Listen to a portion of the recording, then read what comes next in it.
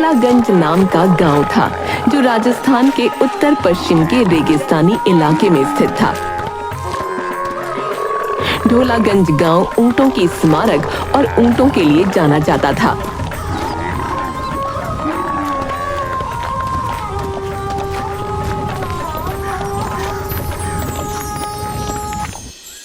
एक दिन पत्रकार शिकर ढोलागंज आता है ताकि वो ढोलागंज की कहानी अपने अखबार में छाप सके। वो जैसे ही गांव में प्रवेश करता है उसे वहां कई सारे ऊंट दिखते हैं। गांव के थोड़ा अंदर जाते ही उसे एक अभी नाम का व्यक्ति ऊंट के साथ दिखाई देता है। शिखर उसके पास जाकर उससे कहता है, जी सुनिए, मेरा नाम शिखर है। मैं एक पत्रकार हूँ और मैं इस गांव के बारे में लिखना चाहता हूँ। क्या आप मुझे बता सकते हैं कि इस गांव में ऊंटों को इतनी इज्जत और अच्छे से क्यों रखा जाता है? जी, मेरा नाम अभी है। आपका इस गांव में बहुत बहुत स्वागत है। इस गांव की कहानी बहुत लंबी है। इस गांव में ऊंटों को बहुत माना जाता है क्योंकि एक समय था जब एक ऊंट ने अपने दोस्त के लिए और इस पूरे गांव के लिए बहुत कुछ किया था। जी, मुझे पूरी कहानी सुननी है। क्या आप मुझे बता सकते हैं? मैं इस कहानी को अपने अखबार में छापना चाहता हूँ। ऐसा है तो चलिए मेरे साथ, मेरे घर चलिए। अभी अपने ऊंट के साथ साथ शिखर को भी अपने घर ले जाता है। अभी और शिखर घर में एक साथ बैठते हैं और अभी शिखर को ढोलागंज की कहानी सुनाने लगता है। बात है 1935 की।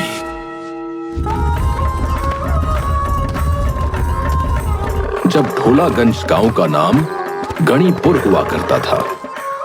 उस समय चंदन नाम का लड़का गांव में अपने पिता के संग बाहर से आए लोगों को ऊंट की सवारी कराया करता था। चंदन और उसके पिता के पास 2 ऊंट थे, एक मां और एक उसका बेटा जिसका नाम ढोला था। ढोला और चंदन काफी अच्छे दोस्त थे। हर सुबह चंदन के पिता ऊंट का दूध निकाला करते थे, मगर ऊंटनी हमेशा 2 लोगों का दूध अपने अंदर बचाए रखती थी। तो एक दिन जब चंदन के पिता ऊंटनी का दूध निकाल रहे थे, वाह, मैं हर रोज तुम्हारा दूध निकालता हूँ और हर दिन देखता हूँ कि तुम 2 लोगों का दूध अपने अंदर बचाए रखती हो, एक अपने बेटे ढोला के लिए और दूसरा मेरे बेटे चंदन के लिए। ढोला और चंदन हमेशा साथ में घूमा करते थे। एक दिन चंदन और ढोला गांव के बाजार में घूम रहे थे। तभी चंदन को एक दुकान में बड़ी अच्छी गले की चेन दिखाई दी जिस पर एक अनोखी हीरे जैसी वस्तु लगी हुई थी। अरे वाह, ये तो बड़ी ही खूबसूरत चेन है। ढोला, ये तुम पर बहुत अच्छी लगेगी। मैं अभी तुम्हारे लिए ये खरीदता हूँ। चंदन की एक दोस्त और थी जिसका नाम पूनम था। जब चंदन वो चेन ढोला के लिए खरीद रहा था, उसी वक्त पूनम वहां आ जाती है और चंदन से कहती है, अरे चंदन, ये इतनी महंगी और खूबसूरत चेन तुम किसके लिए खरीद रहे हो? ये चेन तो मैं अपने दोस्त ढोला के लिए खरीद रहा हूँ। मगर ये तो ऊंट है। चंदन, तुम इस पर इतने पैसे क्यों खर्च कर रहे हो? अरे ऊंट है तो क्या हुआ, है तो मेरा दोस्त ही ना। हम दोनों ढोला की माँ का दूध हर दिन पीते हैं। पूनम, तुम मेरे दोस्त ढोला के बारे में कुछ मत बोला करो, ये मेरा सबसे अच्छा दोस्त है। ये कहकर चंदन और ढोला वापस अपने घर की ओर निकलने लगे। जाते वक्त चंदन रास्ते में रुक गया और ढोला को उसने वो गले की चेन पहना दी। जैसे ही उस चेन को चंदन ने उसके गले में पहनाया, ढोला ने इंसान की तरह बात करना शुरू कर दिया। ये तो बहुत खूबसूरत चेन है। ढोला, तुम बात कर रहे हो? चंदन, तुम्हें मेरी भाषा समझ आ रही है? मैं तो इंसान की तरह बात कर रहा हूं। ये सब इस चेन की वजह से हुआ है ढोला। ये तो जादुई चेन है चंदन। इस चेन की वजह से मैं तुमसे बात कर पा रहा हूं। ये बात चंदन ने अपने पिता को बताई, जिस पर उसके पिता ने चंदन और ढोला से कहा, ढोला, ये ऊपर वाले की देन है रे कि तुम दोनों बात कर सकते हो। अब से तुम दोनों की दोस्ती और भी गहरी हो जाएगी। मगर एक बात याद रखना, तुम दोनों ये बात किसी को मालूम ना पड़ने देना कि ढोला अब बात कर सकता है।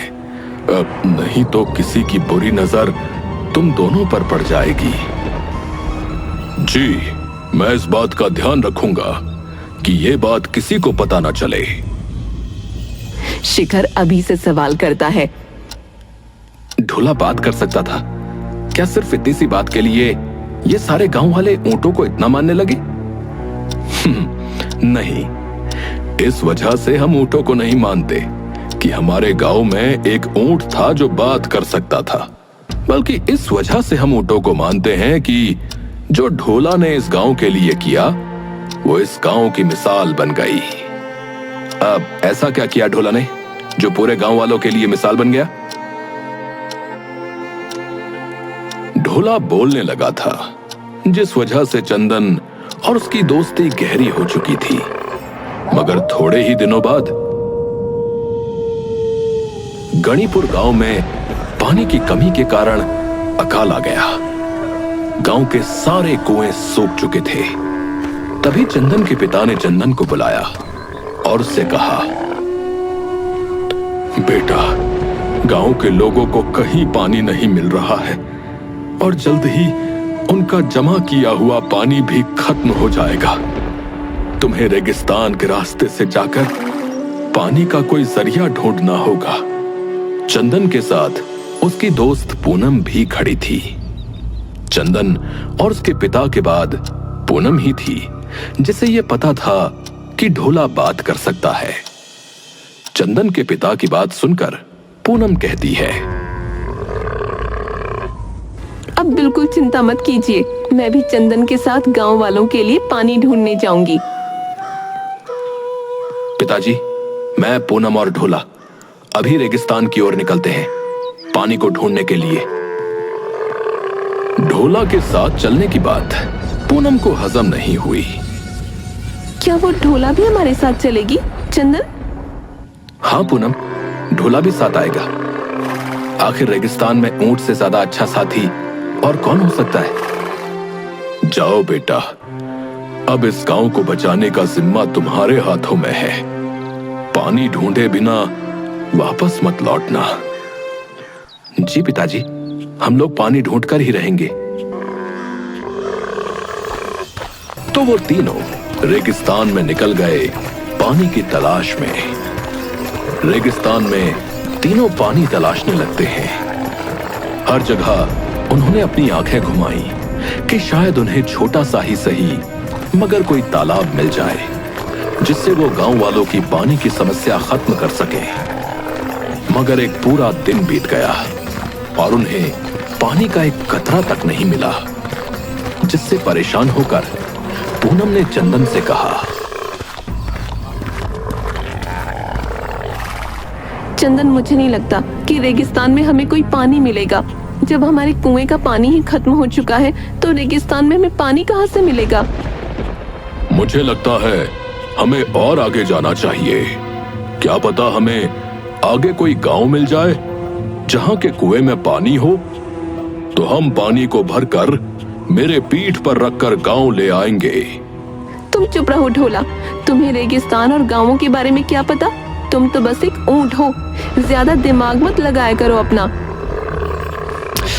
पूनम, मैंने कितनी बार कहा है कि ढोला से इस तरह बात मत किया करो।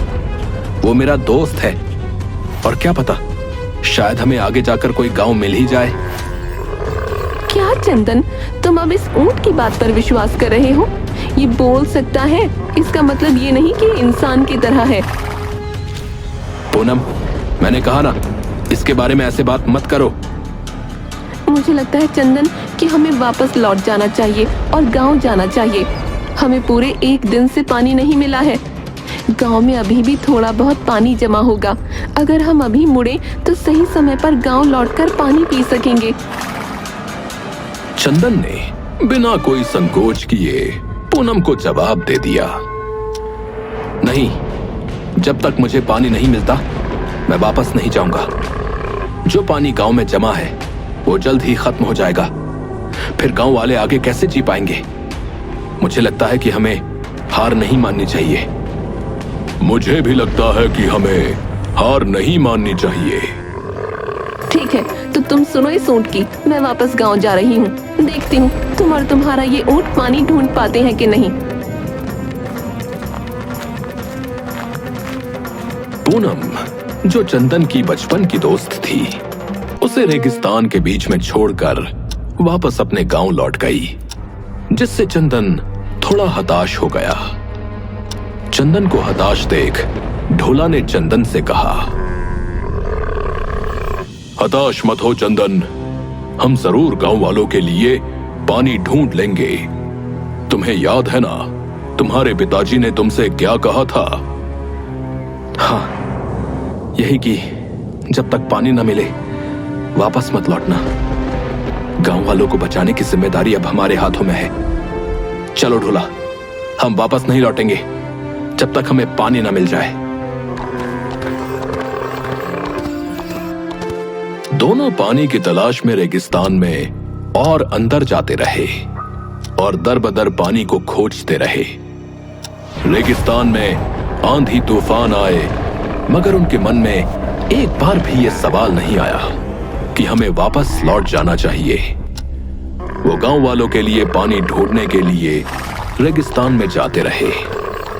जैसे जैसे वे लोग रेगिस्तान के अंदर जा रहे थे, वैसे वैसे चंदन की हालत खराब होती जा रही थी। तभी ढोला को रेगिस्तान में एक छोटा सा तालाब नजर आया। चंदन, देखो देखो, सामने ही तालाब है। ढोला, ढोला, आखिर हमें पानी मिल ही गया, हमें पानी मिल ही गया। अब हम गांव को बचा लेंगे ढोला। ढोला और चंदन उस तालाब की ओर जाने लगे, पर जैसे ही वो तालाब के पास पहुंचे, पानी की कमी के कारण चंदन बेहोश हो गया और नीचे गिर गया। चंदन, चंदन, उठो उठो मेरे दोस्त, अपनी आंखें खोलो। ढोला तालाब के और करीब आया ताकि थोड़ा पानी अपने मुंह में लेकर चंदन पर छिड़क सके, मगर जैसे ही उसने पानी पीने की कोशिश की, वैसे ही पानी के पास एक जादूगरनी प्रकट हो गई और उसने ढोला से कहा, रुक जाओ ऊंट, मैं जादूगरनी हूँ और ये तालाब मेरा है। इसमें मेरी अनुमति के बिना कोई भी पानी नहीं पी सकता है। जादूगरनी जी, मैं ढोला हूं। मेरा दोस्त चंदन पानी की कमी के कारण बेहोश हो गया है। हम दोनों गांव के लिए पानी की तलाश में इस रेगिस्तान में आए थे। हमारे गांव को पानी की बहुत आवश्यकता है। कृपया इस तालाब का पानी हमारे गांव वालों को इस्तेमाल करने दें। तुम पहले उठो जिससे मैंने बात करते सुना है। मुझे माफ कर दो ढोला, मगर ये पानी तुम्हारे गांव को मैं नहीं दे सकती हूँ। ये तालाब जादूगरनी से जुड़ा हुआ है। इसकी हर एक पानी की बूंद त्याग मांगती है। मेरे दोस्त को अगर पानी नहीं मिला तो उसकी जान भी जा सकती है और मेरा प्यारा गांव सूख रहा है। मैं अपने दोस्त के लिए कुछ भी त्यागने को तैयार हूं। जादूगरनी जी, बताइए मुझे क्या त्यागना होगा? मैं तुम्हारे दोस्त को ठीक कर दूंगी और तुम्हारे पूरे गांव के कुएं पानी से भर दूंगी, इतना कि उन्हें कभी पानी की कमी ना होगी। मगर ये सब मैं तब करूंगी जब तुम ये गांव छोड़कर मेरे साथ जादू नगरी में चलोगे। तुम्हें खुद को इस दुनिया से त्यागना होगा और मेरे साथ चलना होगा ढोला। तो ढोला ने बिना किसी संकोच के जादूगरनी से कहा, हाँ, मैं तैयार हूं आपके साथ चलने के लिए। बस एक आखिरी बार मुझे अपने दोस्त से बात करने दें। तो जादूगरनी ने चंदन को ठीक कर दिया। चंदन ने अपनी आंखें खोली और ढोला को अपने पास पाया। ढोला की आंखों में आंसू थे और वो आखिरी बार चंदन से बात कर रहा था। अब सब कुछ ठीक हो गया है दोस्त, वापस गांव लौट जाओ और खूब तरक्की करो। अब गांव में कभी पानी की कमी नहीं होगी। ढोला, ढोला नहीं, कहां जा रहे हो? कहां जा रहे हो? मत जाओ, मत जाओ मुझे छोड़कर। तुम मेरे सबसे अच्छे दोस्त थे। मैं आगे तुमसे कभी नहीं मिलूंगा, मगर अगर फिर मौका मिला तो जरूर तुम्हारे साथ और समय बिताऊंगा। ढोला, ढोला नहीं, ढोला, ढोला नहीं। और इस तरह जादूगरनी ढोला को अपने साथ ले गई। चंदन फूट फूट कर रोता रहा और फिर अपने गांव लौट आया बिना ढोला के।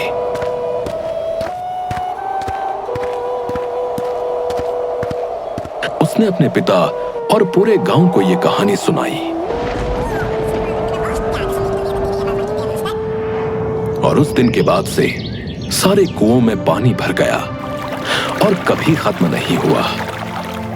और इसीलिए ढोला के सम्मान में गांव का नाम बदलकर ढोलागंज रख दिया गया। ढोलागंज की कहानी सुनकर शिखर की आंखों में आंसू आ जाते हैं। ऊंट यहाँ पर दोस्ती का प्रतीक है। ढोला ने हमारे गांव को बचाया था, जिस वजह से इस गांव में ऊंटों को इतना मान दिया जाता है। अरे वाह, ये कहानी मैं जरूर अपने अखबार में छापूंगा ताकि लोग इसे पढ़कर प्रेरणा लें।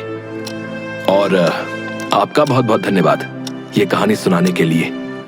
और हाँ, आपने इसे बहुत अच्छे से सुनाया। अच्छे से अच्छे से तो सुनाऊंगा ही ना, क्योंकि ये कहानी मेरे परदादा चंदन जी की जो है।